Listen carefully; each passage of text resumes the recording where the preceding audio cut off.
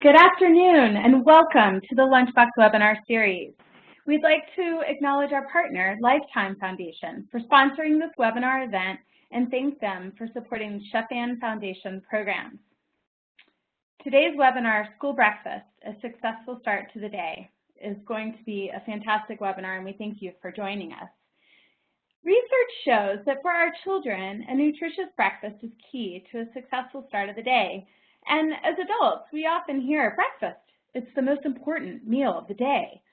But why at school, many ask? Well, with 1 in 5 households with children, guaranteed access to breakfast is a real and proven effective solution to combating hunger. School breakfast can provide our nation's children with a pathway to academic success and a healthy future. So we're excited on today's webinar to focus on the state of school breakfast in Massachusetts. You'll also hear about best practices for implementing a successful school breakfast program after the bell. And you'll gain resources and tools available to help you start or adjust or advance breakfast programs in your school. Our guest speakers today are Christy Mach Dubé of the Eos Foundation, Deb Jeffers, and Patrice Toomy with Salem Public Schools in Salem, Massachusetts. Together, they'll share examples, best practices, and informative case studies for implementing a successful after-the-bell breakfast in the classroom program. We'll also share tools, operational tools, and resources found on the Lunchbox towards the end of our webinar. So let's get started with some introductions. I am Curry Rosado, and I'm Programs Director at the Sheffield Foundation. And running today's webinar here with me is Sarah Flynn, Sheffield Foundation's Marketing and Education Manager, and Emily Gallivan, the Foundation's Administrative and Programs Associate. We are also honored and excited to have with us today our presenters, Christy Mach Dubé, Director of the Nourishing Kids Initiative at the Eos Foundation, Deb Jeffers, School Nutrition Director at Salem Public Schools in Salem, Massachusetts, and Patrice Toomy, Program Manager, also with the School Nutrition Program and Salem Public Schools. Would love to tell you a little bit about our presenters today. Christy Mach Dubé joined the Eos Foundation in 2007 to lead the multifaceted efforts of the Foundation's first major initiative, Boston Rising. She now provides key strategic management of EOS's Nourishing Kids initiative and works directly with a growing cohort of partners across Massachusetts to help implement plans for district-wide access to universal free after-the-bell breakfast in the classroom for low-income children. Ms. Mach Dubé also leads the Foundation's Healthy Start and Changing the Equation Awards program, EOS's second-generation program, and oversees public affairs and communications work for the Foundation. Before joining EOS, Ms. Mach Dubé served in the office of Massachusetts Governor Deval Patrick and was the campaign manager for Lieutenant Governor candidate Andrea Silbert. She's worked on several political campaigns, and she serves on the board of the Loft School, on the Selection Advisory Committee of the Green Light Fund, and as an advisor to the Family Reach Foundation. Welcome, Christy.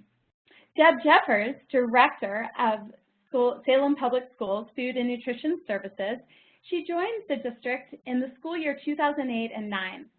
Leading a team of 3 transition managers, Deb initially worked to redefine the program from a heat and serve to scratch-cooked meals. She introduced more fresh fruits and vegetables and eliminated a majority of processed foods from the school menus. She introduced new and expanded programming, placed an emphasis on local procurement, and fought to maintain fair wages for employees. Then in the school year 2011 and 12, Ms. Jeffers worked closely with Project Bread's Chefs to Schools program to completely revamp the district's menus and train kitchen managers in inventory management, scratch cooking with fresh ingredients. You're going to hear a lot more about their programming, particularly around breakfast. So Deb, thank you for joining us. Patrice Toomy, Program Manager, also with Food and Nutrition Services in Salem Public Schools, led an effort with Ms. Jeffers to challenge privatization of their program in the school year 2006 and 7 and 2007-8. She was a member of Ms. Jeffers' transition team and then became a consultant and grant writer for the department in the school year of 2010 and 12.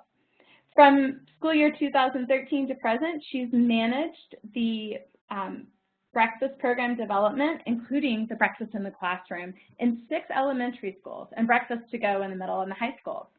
Again, we have much to share today, so I'll let these ladies take it. Before we get started, however, I would like to just go over today's webinar. So a couple of question and answers directions that I'll go over. Then we'll talk and share a little bit of information about the Chef Ann Foundation. And then I'll turn it over to our presenters, who will talk about the EOS Foundation, State of School Breakfast Programs in Massachusetts, really dive deep into some great stories and case studies about After the Bell programs and Salem Public Schools pilot program. We'll go through some resources available to support breakfast programs, both on the Lunchbox and beyond. And it is our goal to leave about 15 or 20 minutes for questions and answers. And on that note, before we get started, I'd like to go over a few housekeeping notes. We have a large group of participants today, and as I mentioned, we'd like to allow at least 15 minutes for questions after the presentation is over.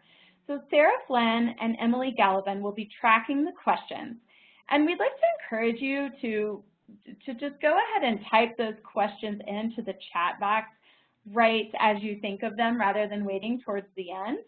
You can type it in the box below the Ask drop-down menu in the Q&A panel. Leave the recipient as all panelists, and then click Send. And if you have any technical issues, you can type them in the Q&A, and we'd be happy to assist you. Great. So a little bit about the Chef Ann Foundation. We were founded in 2009 by Ann Cooper, Chef Ann Cooper, a pioneer in school food reform. And our organization ensures that children across America have access to fresh, healthy food at school.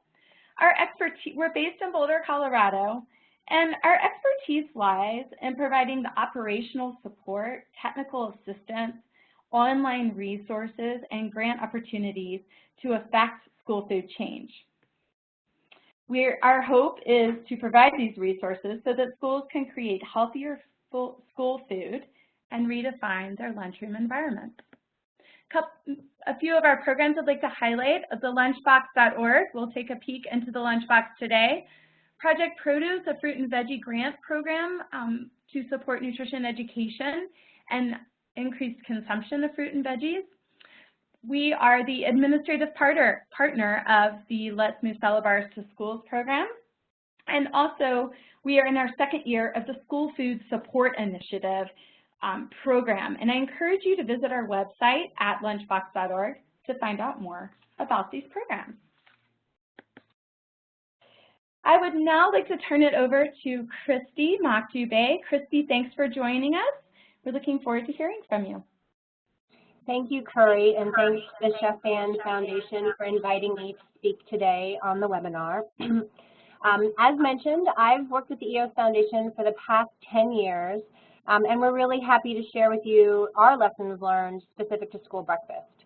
We're a small family foundation really committed to combating childhood hunger in our state, and we've had a long history of funding anti-hunger organizations, most notably here in Massachusetts through our food banks, and nationally through FRAC and Share Our Strengths, with whom I'm sure you're all very familiar. About 7 years ago, we were looking at those anti-hunger investments, and we asked ourselves the question if we were making enough impact. And we then stepped back and said, how could we more significantly and sustainably impact hunger in Massachusetts? We traveled nationally to learn from some who had embarked upon ambitious anti-hunger campaigns. We traveled to Colorado, to Maryland, to Connecticut, to name a few. We also commissioned some research here in Massachusetts to give us a sense of the state of school breakfast in our Commonwealth. And all conversations led to breakfast in the classroom, which was interesting. So we asked, the question, why? Well, if you look at the data of free and reduced students participating in school meals, approximately 80% of them in Massachusetts participated in lunch, but only 35 to 40% participated in breakfast, which is a striking disparity. And so then we asked why. Again, we dug a little deeper, and the delivery method is really the answer. In the majority of schools in our state that offer breakfast programs, they're offered before the bell and in the cafeteria, where there are just numerous barriers to participation. Transportation schedules are always rushed in the morning at no fault of the child. Cafeterias can be overcrowded and intimidating. It's not really a fair choice to give a child go outside and play or come inside and eat breakfast, since both tend to happen in the same time frame in the morning. And of course, there's the stigma that only the really poor kids eat school breakfast. What the research showed us was that by moving breakfast to after the bell and in the classroom, participation could jump dramatically, oftentimes exceeding breakfast participation rates. So we decided to pilot an after-the-bell breakfast program in school year 13-14. Salem was among the first districts that we funded, and the results have been striking. Since that year to last year's data, which is the most current we have, 30,000 more students across Massachusetts are eating breakfast every morning. And the majority of those are through after-the-bell programs, which is just wonderful. So we are committed to expand after-the-bell breakfast in the classroom across all of the high-poverty schools in our state, which we define as having 60% or higher free and reduced populations, by 2020. And we're happy to share with you some lessons that have helped build momentum, as well as some tools to help continue it. Moving to the next slide, I have painted a bit of a tool here for you on the webinar to perhaps also adapt for use in your communities. This is data that we identified at the beginning and that we revisit every year. So the FRAC School Breakfast Scorecard is always a helpful resource. This year, the most recent release of the report card puts Massachusetts 39 out of 50 states in the nation in school breakfast participation. Now, a moment ago, I mentioned that we've increased participation by 30,000 kids across the state, but we're still ranking 39th nationally. That tells us that we have a lot of work to do.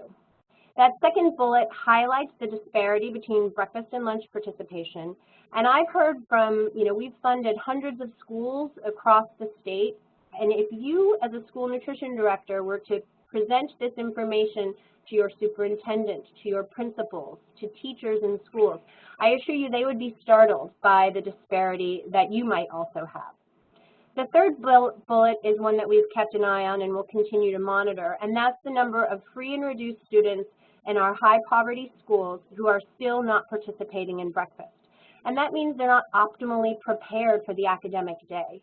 Morally, we believe there's an imperative to take action to help reduce that number. Looking at the financial bottom line, that low breakfast participation in our state means that over $25 million in USDA reimbursements are left on the table every year.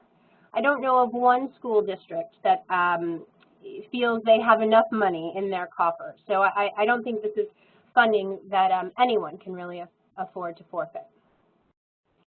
After-the-bell breakfast programs have been proven to significantly boost participation. We saw this in the data. We've seen it in hundreds of schools across Massachusetts, and breakfast in the classroom is really the gold standard. It is proven to consistently reach 80% participation, and I would say in over 80% of the schools in Massachusetts that operate the program. And that 80% participation rate is really important because it speaks to the sustainability of the program. Not only are you significantly boosting participation from, say, 40 to 80%, but you now have a great influx of USDA reimbursements, double, right, to reinvest back in your school nutrition program. We've seen nutrition directors invest in outdoor picnic tables, cement picnic tables that students could use at lunchtime or that could be used for outdoor classrooms. We've seen them choose to invest in more locally grown fruits and vegetables to support local agriculture and nutrition for their students. We've seen them take the surplus that breakfast in the classroom has afforded them at one school to help cover the startup costs of breakfast in the classroom at another school. So there are numerous financial benefits, and that high participation rate is really key to ensuring the strength of a nutrition program. Grab and Go is another alternative breakfast program that many allow to, again, it's a grab and go to eat in the classroom. Participation just, while it is higher, is not as high as breakfast in the classroom in our experience and in the learning that we've done nationally. This next slide is really meant to call out two things for folks. The first is that breakfast in the classroom can operate at all levels. If you look at the listing of schools on the left, you'll see this is operating at elementary schools, at middle schools, and yes, at high schools in our state. And if you follow the chart over to the right, at very high levels of participation. So the second point I want to highlight is the way one is able to most easily achieve that high participation is by spending the time up front on a thorough and thoughtful implementation and communication plan. We've developed, actually just curated from the schools that we've worked with, a 6 to 8 week implementation time frame that is available on the EOS Foundation website for anyone who would be interested, that really documents the stakeholders that should be consulted in advance of launching this program. And as this slide shows, by properly planning and communicating with those stakeholders, the day you switch to a breakfast in the classroom program, it's like turning on a light switch. Participation jumps from 38 to 87% overnight, which is really astonishing. And I do want to make one point here on Central High in Springfield to share with folks that this is a 1,900 student school with over 108 classrooms. And the principal spent about 2 years thinking about implementing the program because it required that he modify his schedule for the day. And of course, there may have been some teacher union issues to work through. He made the decision, and that school jumped from 24 to 86% participation, which is truly remarkable. And I think one of the key learnings that we've had at the foundation is that high school students really are among the hungriest of our student populations.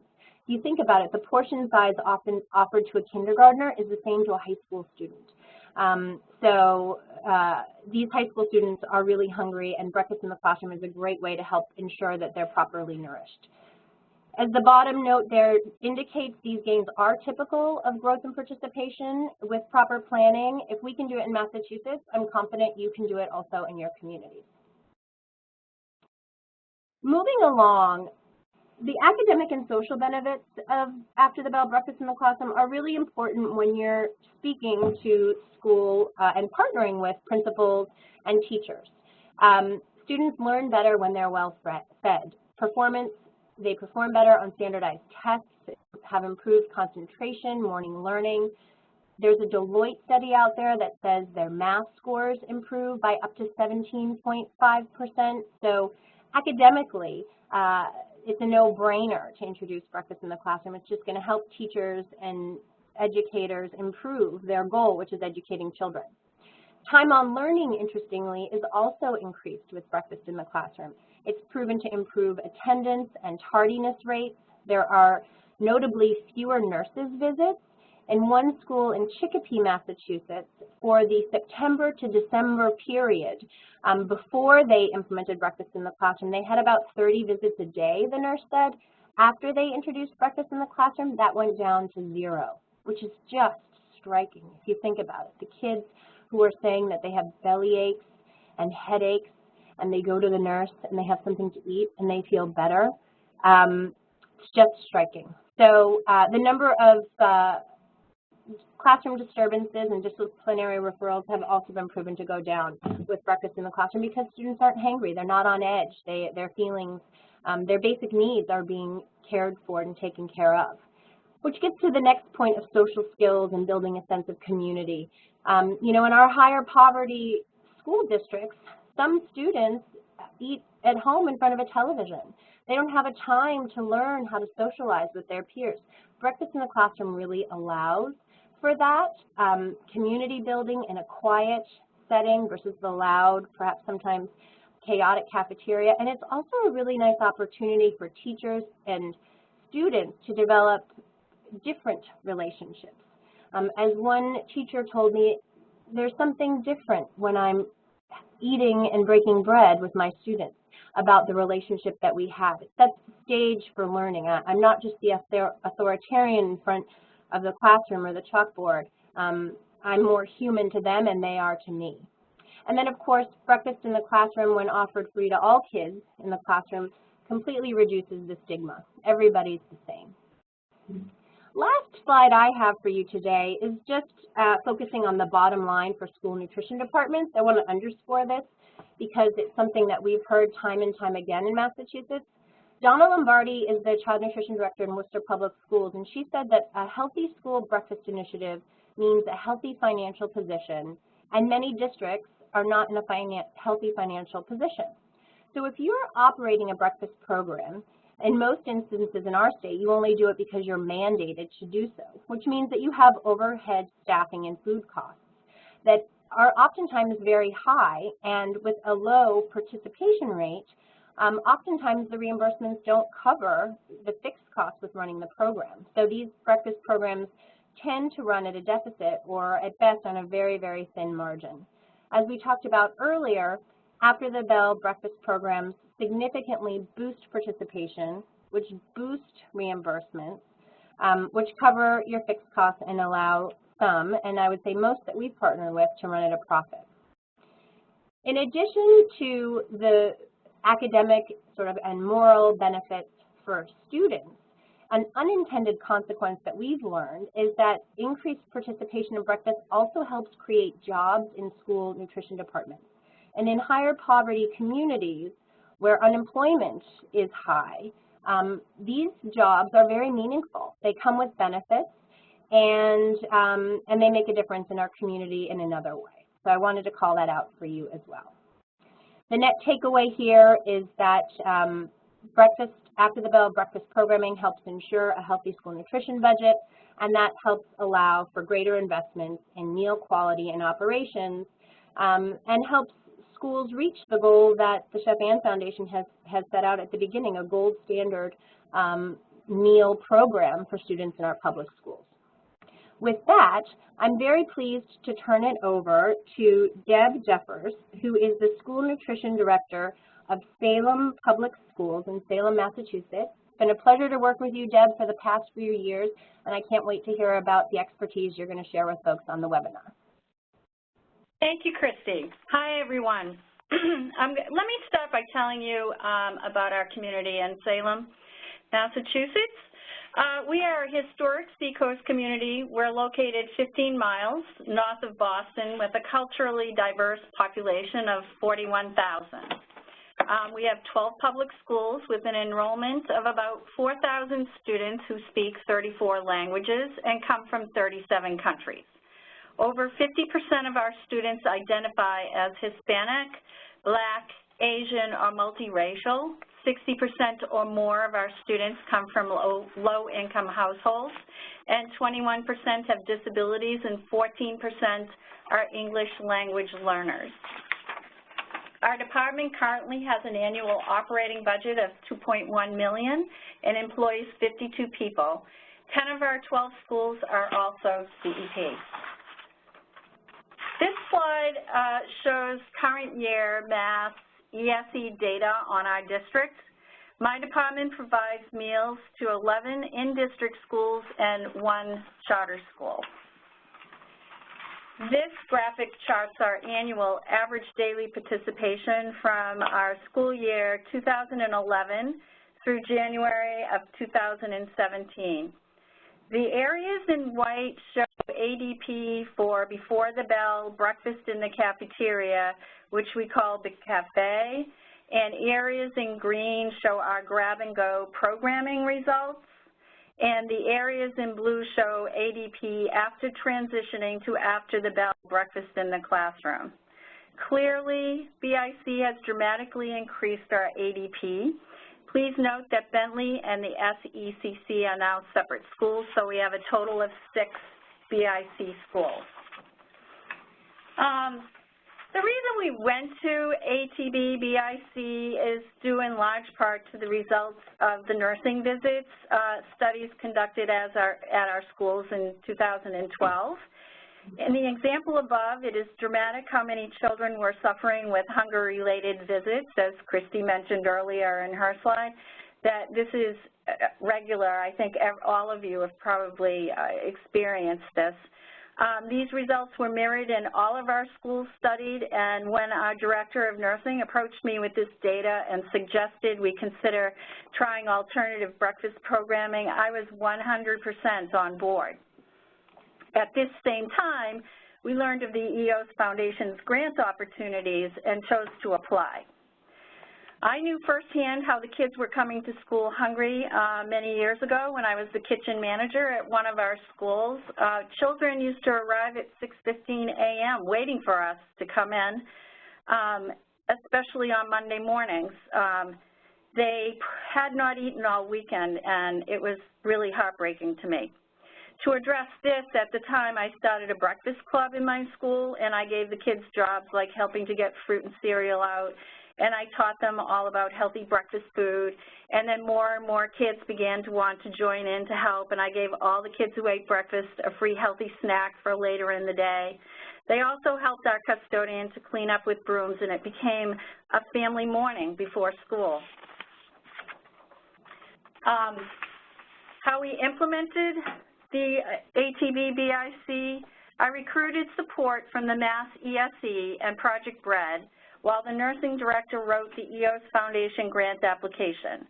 We engaged with the stakeholders above, the principals, school committee, mayor, superintendent, and the community to explain the current ADP. They were kind of surprised at how few were actually participating, and the potential for increasing the ADP plus the academic, social, and behavioral benefits of our breakfast in the classroom. Our mayor was particularly excited about BIC, and her support was a major impetus to BIC's acceptance by the other stakeholders. And thanks to our wonderful partnership with the EOS Foundation and the initial grant they provided, we have successfully built our BIC program. As we'll show you in a few moments, there are some critical people and pieces of equipment that you will need to begin the process of the BIC rollout. These are a few suggestions as you begin to tailor your plans.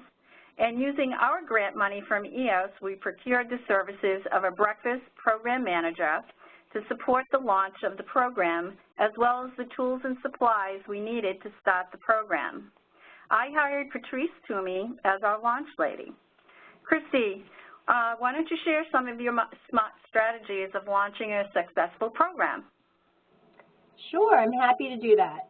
So this list is really intended to be a resource for folks. I'm not going to go through all of the bullet points now, but from the many districts that we've worked with, creative ideas have come around to ensure the success of a program. I think the first one is the most important. You want to have a soft landing, a quote-unquote soft landing. So start with a school where there's a principal who's a real champion for this program, and take the time to get it right. There will be inevitable bumps in the road, and you'll need to course correct and work around obstacles.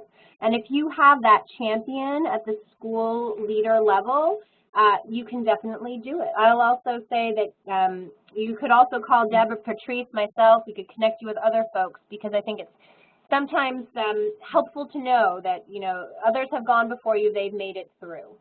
Another couple tips would be to have food tastings, to engage parents and students in the menu planning. You could introduce a breakfast in the classroom offering at an open house or a back to school night. Holding a pajama day is a really fun, exciting thing to do, particularly if you don't launch breakfast in the classroom on the first day of school. It could also be a way mid-year to help re-engage folks and build enthusiasm for the program.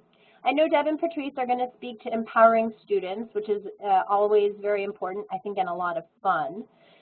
On the back-end accountability side of things, a very smart strategy that comes out of Taunton, Massachusetts, is to have your cafeteria manager visit one classroom each day to check on breakfast in the classroom. It's an internal quality assurance tool to make sure that the students are properly accounting for the meals taken, that the teachers are properly accounting for the meals taken, to collect any feedback on meal items, etc. It takes about 10 minutes out of the cafeteria manager's day, but ultimately I think saves a lot of time answering questions that teachers might have and making sure that you've got a sound program, which is something that reviewers always appreciate when they come through and look at the program. And then the last bullet point here, sharing data and successes with influential decision makers. So up front, I shared some of the data that we look at here in Massachusetts, and I think it's important to always keep an eye on that and to communicate the success and or challenges with your partners in this work. Deb, with that, I'll turn it back over to you. And I'm going to turn it over to Patrice Toomy. She's going to speak about our 3-year pilot program. Thank you, Deb and Kristi and Sarah, Curry, and Emily over at Chef Ann and everybody who's joining us. I love Breakfast in the Classroom, and I think it's one of the best programs out there for helping children be ready to learn every day. So going to what Kristi was just saying about sharing information, this was information that we shared with our school committee back in year 1. Deb and I decided to roll BIC out and market it in our community as a 3-year pilot program because we knew that any change this dramatic was going to take time to become part of the culture in each of our schools. So in year 1, we focused on getting the mechanics correct, and then in year 2, we started making, tweaks to our menus based on feedback from students and parents and teachers. At the time that we launched, there really weren't a whole lot of support materials available, so we developed them internally with the help of our kitchen managers. So talking about some of those tools, compliance is so critical. And every Wednesday, we run the classroom rosters from for the upcoming week from our district's student information system. And from those rosters, we record the total number of students in each classroom onto a weekly summary sheet, which is pictured at the bottom, which we use to do 2 things, to track the number of meals per classroom that we need to pack, and also to track any allergy alternative meals that we have to pack for each classroom.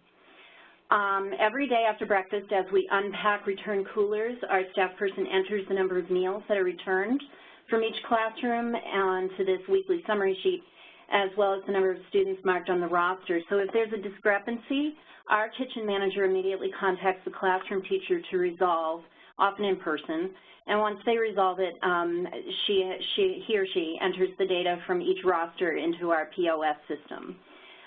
We also use this tracking sheet to carefully monitor students who have allergies or intolerances and record the number of alternative meals that are required on the weekly. We do that on the weekly summary sheet as well as on packing instruction cards. And then in the upper right-hand corner, you can see our staff pre-packs reimbursable meal, and then they put them in milk crates that are separate each classroom, and those are stacked on a rolly cart and put into our cooler. Sorry, hang on. There we go. We also pre-pack our milk and fresh fruit or fruit juice into the red coolers, and we store those in the walk-in cooler the day before service as well.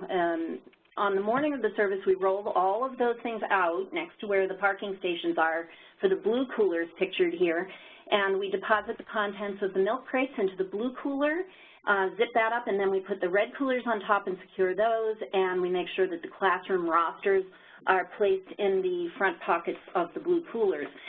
In some schools, we have to go to different floors, and we don't like to have unsupervised students in the elevators, so our staff take the coolers to parking stations on the floors. So then, while the children are eating breakfast, our staff then packs for the next day, packs reimbursable meals for the next day, and then at the end of service, BIC student helpers or maybe a classroom staff member returns the coolers to the parking stations either in the cafeteria or on the floors. There are some things that you're going to need. We developed some signage. So we have an Injustice for All poster. MassSE requires us to have that poster displayed at key locations on each corridor that are leading to the BIC classrooms. We used to have them in each classroom, but we are no longer required to do so. And we also post a what makes a healthy breakfast instruction card that has pictures, and we put that right over where the BIC cooler is going to be located in the classroom. We also put instructions on the inside cover of the blue cooler to remind the students through pictures and words that they need to take a reimbursable meal, have the teacher check their name off on the roster, and when they're done, to donate uneaten, unopened food into either the share bin or loose into the blue cooler if it's perishable. So in the lower right-hand corner, I just want you to notice that we have an example of a classroom allergy packing card. We laminate those cards because they get pretty beat up, and it helps when students move from class to class. We don't write down students' names, but we do designate allergies with a red marker, intolerances with a green marker, and religious preferences with a black marker. To avoid pests in our classrooms, this was a big concern of our custodians. We purchased 5-gallon paint buckets with gamma seal covers that spin closed and are hermetically sealed. And we provide information to the classrooms that are posted above the share bins as to what they can and cannot put in. And some schools have adopted a pay-it-forward donation program where our BIC student helpers actually go from classroom to classroom and pick up leftover meal components and then provide them for students who express a need or a desire to have them. On the next page, you can see our custodian, Kenny Odom, who is at one of our schools and had to come up with some unique solutions for his very old school. I cannot emphasize enough how important it is that you work in close consultation with your custodian as you start to develop your rollout plan. Because many custodians are really afraid that the program is going to represent tremendous more work, but actually the opposite is true, because we used to watch our custodians have to do this laborious job of cleaning the entire cafeteria floor twice in the morning. They'd have to sweep it, then they'd have to wash it, move all the tables, move all the tables back. BIC is so much easier that the custodians simply roll a trash trolley to each floor, and they pick up 3 trash bags from large rolling trash buckets that are permanently stationed in the halls. The students do the majority of the classroom cleanup with tools that food service provides, such as paper towels and brooms and dustpans and extra trash bags. And so the custodians, I said with Kenny, often customize solutions to their unique situations, but all of our custodians told us that they feel BIC is much easier than cleaning up after BIC Cafe, and they also have always said that they appreciated being part of the planning process. Moving on to staff engagement. Engaging your teaching staff requires a supportive principal, as well as you need to get into every single teacher's classroom prior to, while you're doing the planning process, and talk to them about all of their individual needs. And you do problem solving with them. And then do a pre and a post survey with your teachers to see how they feel about the program before and after. And we developed a Mass SE compliant training program that we deliver to our teachers every August when they start coming back, and this is what it looks like. This is our classroom training and resource kit. So we have a training record, and then FAQs and the Mass guidelines, videos that they can reference. We have information for their substitutes. And we have in there the detailed implementation packet, as well as parent handouts and student readers. So all of this can be used, and it's also available to them in bilingual. So in our district, we do everything in bilingual. So we have bilingual ways. So we have Spanish and English all the time. So everything that we produce for parents is in Spanish and English. And so, you know, we also tuck our business card in there so that they can call us very easily if they need it. We typically have this up on our website, but unfortunately we're under construction right now. So that will be up soon. And this is what happens when your teachers are engaged.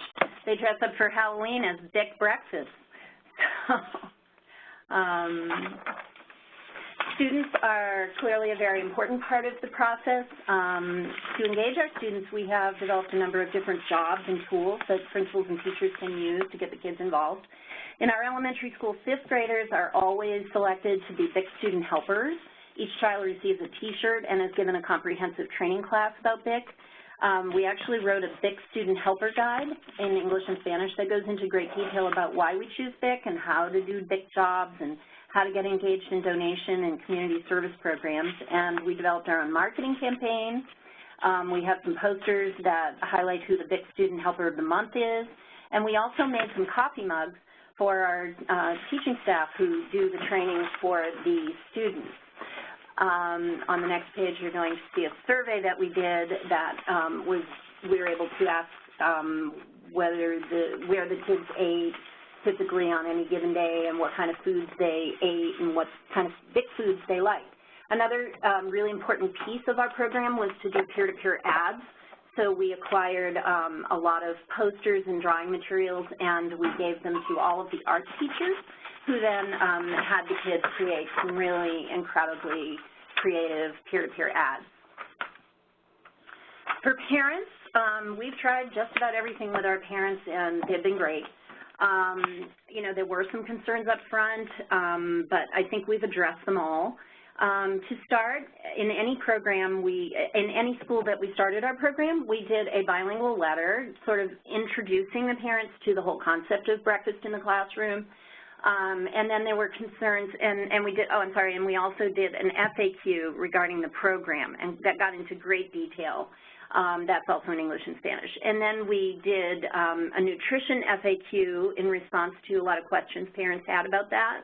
And we update that every year when we put new foods or take foods away. So, for example, we've eliminated Fruit Loops and some other, foods that had artificial coloring in them and so forth. We also do multi-language flyers, and we had a lot of newspaper coverage. We have static website content. We also, on our website, have links to videos. We've gone and spoken at PTA meetings and other school family gatherings, such as parent-teacher nights. And we also have the teachers assign the BIC training guides as a homework assignment for the parents and the teachers at the beginning of the year. And we added in our first newspaper article here, so it's sort of nostalgic to us. You can read it if you'd like. I think I'm going to turn it over to Deb now, and I think she wants to talk about some of the common objections that we've faced and some of the solutions we've come up with. Sure. These are the most common issues that we have faced. The students with the I don't like what you serve, we address this by constantly monitoring consumption patterns at the school level, and then I modify regularly, and I'm always on the lookout for new items. And the parents with the food isn't healthy, students are overeating, want to opt out. We document all nutritional info on the foods we serve and publish it on our website. And the parents and teachers who have concerns about breakfast doubling are referred to the study that was published in 2016 by UConn's Red Center for Food Policy and Obesity, showing no obesity impact with breakfast doubling. And we always tell parents that BIC is not mandatory, and they can choose to opt out and have their kids donate to the share table. With the teachers, that they are not a waitress. We pre-pack the reimbursable meals, and we suggest ways their students can help. We provide incentives, we survey them, and we work with the principals. With my staff, I don't like change. It's so much work. They were all kind of freaking out with it because our breakfast was pretty quiet in the mornings. They, got used to that. But you know what? Change is good. But we started with pre-packed meals and then moved to deconstructed meals, then moved to pack reimbursable meal and offering milk and additional fruit. This was a 3-year transition. So we did this over 3 years. So it was, not just thrown at them. And the custodians with the concern about the pests, the mess, and the additional work. We covered this earlier, but to summarize, they appreciated being part of the planning, and we responded to their equipment needs. And we provided bags, trash carts, trolleys, and et cetera.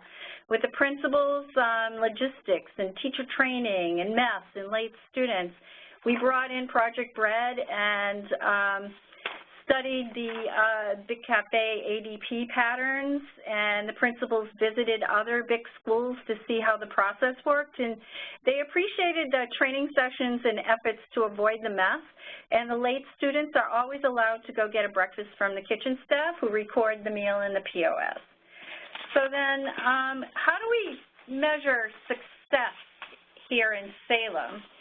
So several of our principals have changed over the past years, but BIC has been welcomed by new principals, many of whom have come up with new and creative ways to encourage BIC with their students. These are a few comments from current and former principals. The other thing is BIC has increased our breakfast revenues by approximately $400,000 to $500,000 per school year. It's eliminated our reliance on the lunch program to pay for the labor and food costs for breakfast in the cafeteria. The school breakfast program now stands alone to support our non-BIC schools. We have also hired 5 15-hour, 19.5, and a couple of full-time, as well as Patrice, our breakfast program manager, who was originally paid for through the BIC grant funding, but is now funded by school breakfast program revenues. I'm happy, too, that we can purchase a lot more local content, such as milk and fresh produce from New England. And with the CEP, we can offer parents of a savings of at least $180 per child on breakfast alone. With lunch, we estimate a savings of $675 per child. So it's great savings for families. Listening to our clients' preferences, I'm going to pass it over to Patrice.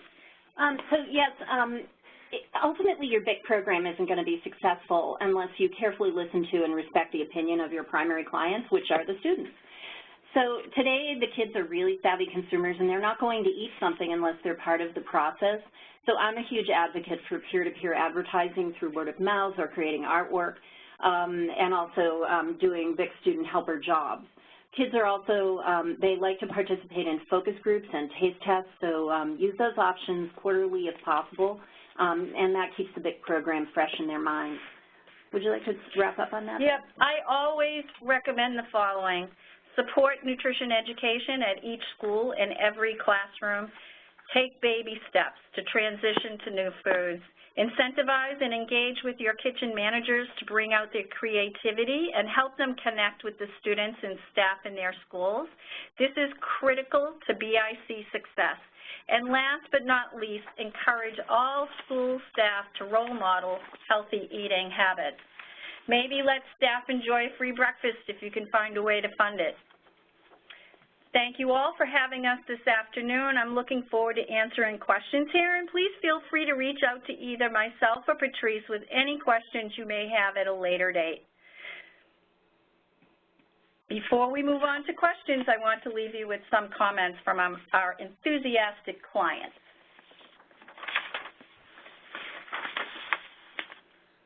So at this point, excellent. Yes, Sarah, I think we're going back to you. Great. Or Curry, sorry. Great. Kristi, Deb, and Patrice, we cannot say thank you enough for this incredibly informative and very inspiring presentation. Your teams have been hard at work. It's exciting to see the teamwork. And really just want to say thank you and appreciate you for sharing your expertise and the lessons learned and the strategies to help launch and advance your breakfast in the classroom, your after the bell breakfast in the classroom program. So thank you so very much. As we move forward for these amazing, amazing quotes from your students, I would like to take us quickly to show our participants today that there are many resources available here, both through EOS Foundation and also all of you very kindly offered to be a resource and to answer questions beyond the webinar, so thank you. Here's contact information for Kristi and Deb and Patrice. Also just want to let our participants today know that this webinar it is being recorded and it'll be posted on the Lunchbox, so you can certainly reference it. Again, share it with your colleagues, friends, and other districts. And with that, we will move on to a quick introduction to the Lunchbox, and then we are excited to take your questions. We have many questions coming in, so we'll get to that point. As I mentioned, one of the Chef-Ann Foundation's program with support from the Lifetime Foundation and other partners is the Lunchbox. And it's the lunchbox.org is our online portal for free resources, content, tools, downloadable materials that can be customized to help you not have to reinvent the wheel and to bring healthy school food programming into your food program.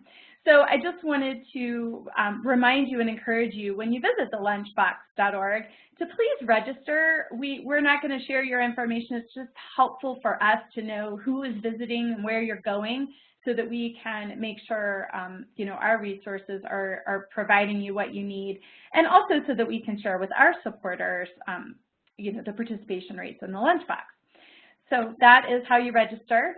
And today I just want to direct you to on the lunchbox.org, under the programs section, there is breakfast, a whole section on breakfast. And it really captures and is complimentary, supportive of many of the tools and resources and content information shared today.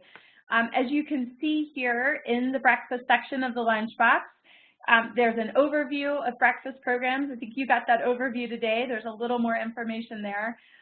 Why school breakfast? If you're needing to help make the case, you can grab some additional content there. Getting started, all kinds of tools and resources, again, many similar to what was mentioned today. Little bit of detail on breakfast operations regarding equipment, menus, training, standard operating procedures. You'll find tools and resources there. I think all three of our presenters today, Kristi and Deb and Patrice, talked about that stakeholder awareness, engaging the entire school community in your breakfast program. So you'll find additional information on the Lunchbox there. Again, preparing to launch, some tools and resources, evaluation tools, and then case studies and research that's out there. So we invite you and encourage you to visit the Lunchbox, and as Deb, Patrice, and Kristi offered, the Chef-Ann Foundation team is a phone call or email away. Don't hesitate to reach out to us. And with that, I would like to open it up for questions. Our first question is, have you seen hybrid breakfast models work to increase breakfast participation? Meaning offering regular breakfast in the cafeteria and then grab and go on the latecomers who can eat back in the classroom. This is Kristi. I might just jump in on that question to share with you. In Massachusetts, we have one school that offers a grab and go program that reaches over 80% participation, and they do that by operating just that, a hybrid. So they will operate breakfast before the bell in the cafeteria. They will offer students a hot meal off the line as well as a bagged breakfast. And then closer to the bell ringing, they have those bagged breakfasts available both in the cafeteria and on a kiosk that they roll out to the front of the school. And so, yes, that's a hybrid that works very, very successfully. Thank you, Kristi. Deb or Patrice, would you like to add anything, or that was really Sure. helpful? At the high school, we do a grab and go, and then we've piloted a second chance breakfast, and with doing both of those, we've actually reached 80% by doing that. So now my job is just to convince the principal to do it all the time, but a second chance breakfast definitely works with the high school students. Great. Thanks so much for sharing that as helpful information. All right, our next question is, my school only serves breakfast before the bell. How can I get more students to participate in that program? Good question. Well, just like what I did before is you get the kids to want to come in. Incentives are good. How I did it in my school was to, start a fun type of thing so that the kids actually wanted to, they were fighting to get it. We had a really tiny cafeteria, so they were fighting to get into the cafeteria and be part of this whole breakfast thing that we were doing. Just make it kind of fun and engage the kids. This is Christy. One idea that I've seen successful in a more affluent district in Massachusetts was they applied through the Fuel Up to Play 60 grant funding and purchased a Wii that they allowed students to play on prior to the start of school. So that was a way to draw them into the cafeteria where they might then also participate in breakfast. I'm not sure if that would work for your specific community, but I'll offer you that as something that was successful up here. Great, thank you both for sharing those examples. Fun and fitness in the morning combined with breakfast makes for a great start of the day. The next question is, what equipment did Salem schools need to purchase to serve breakfast after the bell? Well, the coolers, for one thing. Yeah, the coolers were key, and I'll share who they are. It's 7oaks.com, so it's spelled out 7 and it's OKS.com. They've lasted quite a long time. We've had them for going on 4 years now, and they're just starting to break down. But 4 years with the cooler is pretty good. Also, meal bagging systems, if you're going to unitize your meals. We purchased bagging systems from EconoPack, who's been a terrific partner, and you know, their machines allow us to bag a meal and seal it with a tape, and it makes it so much easier. We can go through them really fast. We'd recommend getting a rolling chair for your people who are going to be working with these coolers, because it's really hard on your back. So you need something that you can sort of slide along and, you know, wipe out all the coolers and replace meals, take meals out. So yeah, we highly recommend that. Excellent. Thank you very much. Good to know about those resources. I think we have time for one more question, and this question is, what's the best way to serve breakfast to middle school and high school students? In our experience, it's been a grab and go, just because of the way that you know, there isn't any homeroom. So grab and go is pretty effective. Would we like it to go BIC? Yes. Yes. Absolutely, but at this time, we're not able to. So hence is why I'm kind of pushing the second chance breakfast also. Great, thank you. Oh, go ahead. No, I was done. Great, thank you so much. Again, excellent information. At this point, we have 1 minute left. So I would like to conclude our webinar, again, with sincere appreciation and thanks to Christy and Deb and Patrice. We're so thankful for your expertise in sharing that. Want to say thanks to everyone for joining us today. We had a great group today, fantastic questions. Please feel free to refer back to the webinar that will be on the Lunchbox recorded. It should be up here in the next 2 weeks. We'll also send out the link, and thank you in advance for sharing that. We also wanted to, again, say thank you to our supporter, Lifetime Foundation, our supporter of the Lunchbox and Lunchbox webinar series. We're really grateful for their support. And again, thank you all. May you have a wonderful day, and we hope to hear from you about your great breakfast program success. Thank you. Thank you for having us. Thank you. Thank you.